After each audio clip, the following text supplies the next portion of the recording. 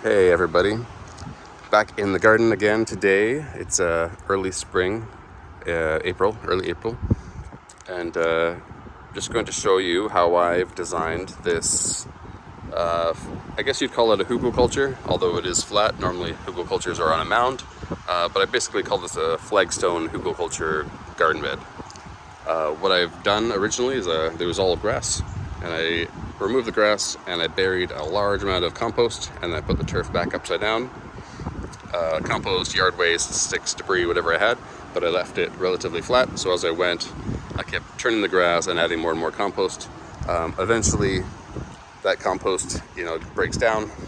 I haven't dug too deeply, so there might be quite a bit underneath still, but eventually it gets more looking like soil.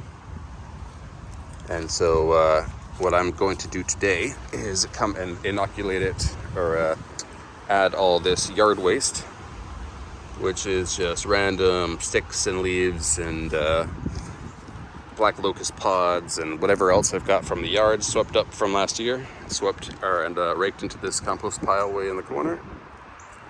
And then everything else also that's possibly recyclable, like this brown paper bag I thought wasn't too bad. I could probably recycle that into the garden, as well as anything like from the kitchen, like this old garlic, old fruit, everything from the kitchen waste, scraps, things like that. Anyway, that's what I'm going to do here. I'm going to throw this down. Might as well just show you right now as we go. Take some of that. Boom. I only got one hand, so I'm going a little bit slow. But yeah, I can handle even a bit more than that, What I'm going to do is I'm going to spread that around, kind of sweep it in a little bit, tuck it in from the sides, because I'd like the sides to have a bit of soil for seeds to fall onto, as well as if I want to do some perennial planting of any kind, of bulbs. So that's looking half decent. I'm going to give it a little step on, make sure that it's not too unstable. And yeah, there we have it. That one's already all raised up. A whole bunch of compost underneath. I'll raise it up again, just show you. So that was bare soil. Now if I want to do any of my planting, I can plant right in the ridges of the soil, here or here, like sprinkle seeds, cha-cha-cha-cha. Or I can put a garlic clove or a strawberry plant or whatever it is I want to do there. If I pan back a little bit, there is a strawberry here. This is a really nice variety I've been working with for a long time.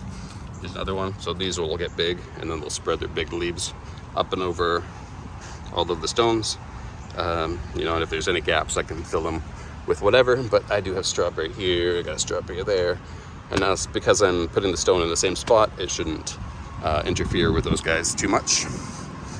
Here's a little bit of a snail. Looks like he might be just a shell. But if I take you maybe back over here to some of the stones that haven't been lifted for a while, like this one.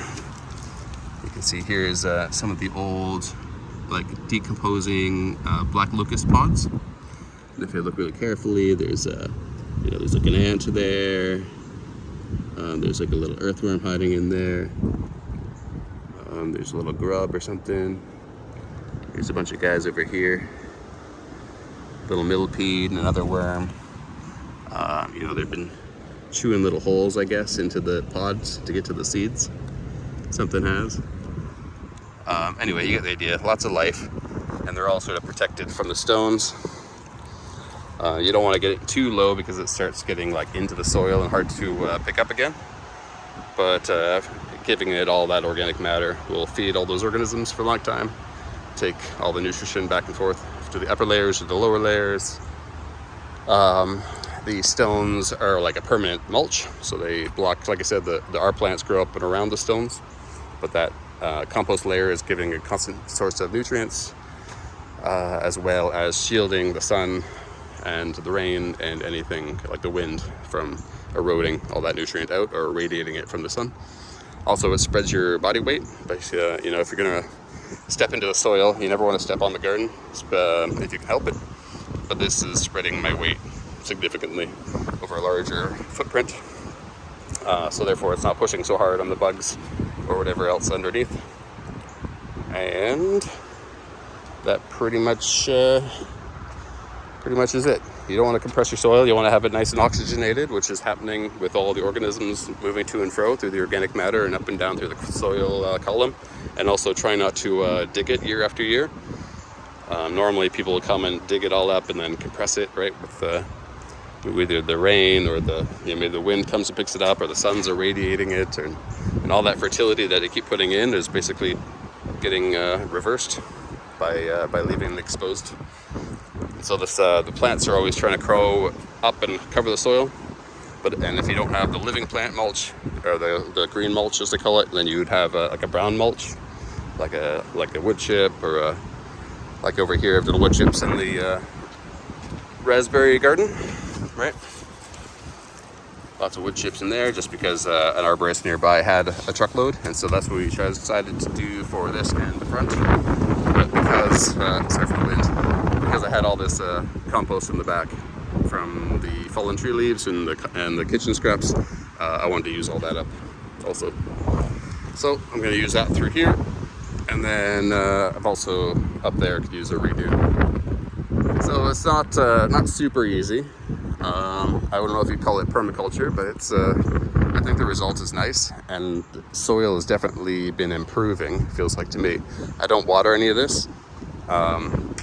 It has lots of fertility, lots of crops come out of here, lemon balm, lots of mint, tons of strawberries. Like if I look closely enough, the strawberries are just everywhere. They're here, they're all through here, they're here. Basically, this entire patch of strawberries, this is all strawberry, up and down. Everywhere I want strawberries is strawberry because of this really nice variety I grow that I got from the wild. Anyway, I got some boysenberries up the back. I got some grapevines up the back, haskap, raspberries all here. These is a goji berry. Anyway, everything's pretty good. Everything thrives pretty well. The rabbits kind of took a toll this year. There's a little squirrel running by. But yeah, I got a fair amount of animals coming through here. And I try to incorporate a lot of wood into the landscape, as you could probably tell. I don't try to haul it too far, but if I have it, I do bring it over, because all the organisms make tiny little holes, like little bees and ants particularly love things like this. You got all kinds of mycelium growing. All of the logs, which makes for healthy soils. Some more mycelium growing on some logs. So it's a lot more like a fallen forest. I'm not sure how much of this audio you're actually picking up. Hopefully some of it. It's really windy and I might be covering the mic with my fingers here. But yeah, I basically tried to make like a terrace. This has always been like more of a wet spot, but not super heavy wet. But I just tried to slow that down and spread it through terrace after terrace, and then give myself access with these giant flagstones. And as I probably mentioned, I kept experimenting, going tighter and tighter with the connections. Down here is particularly shady, so it's not the best example. There's a lot of empty spaces, but I could show you in the front yard what it looks like out there. Actually, maybe I will. Be right back. So I'm just pausing at the side garden. It is hard to see. It looks almost like there's nothing here, but if you zoom in carefully, this one I don't want so much, but there is strawberries in here. But what I mostly want to show you is this tiny little rhubarb. This whole patch is going to be having these massive leaves going all over giant stones. So it's a good example of how one little plant can actually take up enormous amount of square footage. And then the stones are here just so I can get access to pick. Here's another patch of rhubarb. Let's see.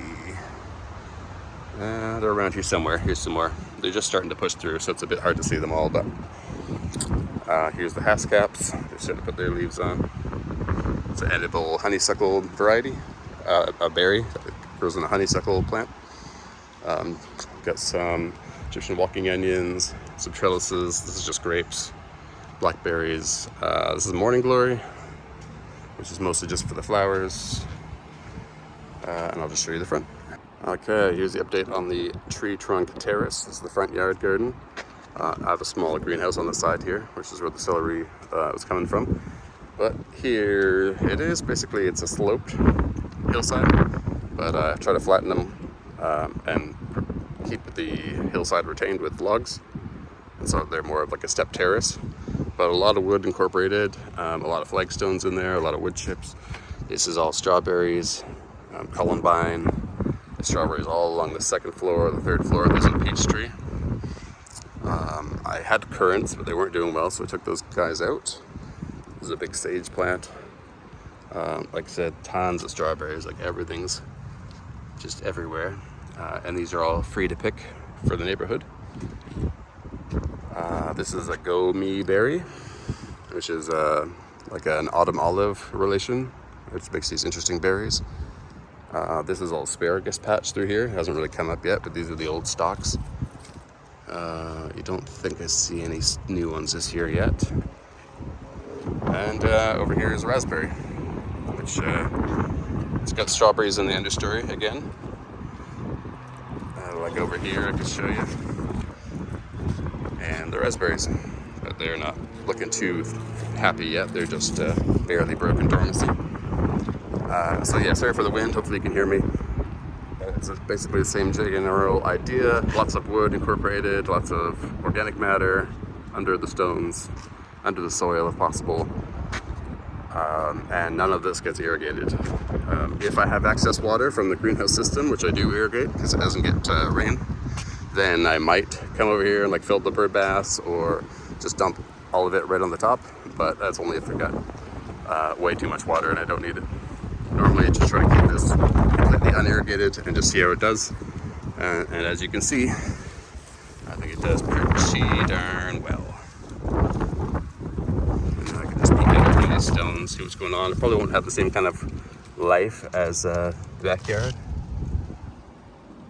but it's got a little bit of stuff going on. Yeah, a few worms here and there, and if I dug through that organic matter, I might see more, but I'll leave them undisturbed for now. Just want to show you a quick update. Early April.